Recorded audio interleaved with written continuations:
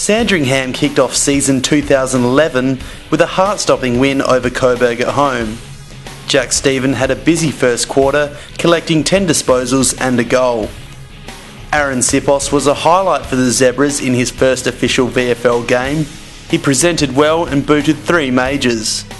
Sandringham were reduced to just 20 fit players after the first term, with Paul Cale and Jaron Geary both sidelined with injury concerns.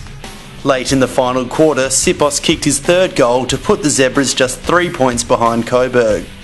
But Will Johnson was to be the hero. He took a mark in the goal square with just seconds remaining on the clock and went back and slotted his 4th goal after the siren to seal victory.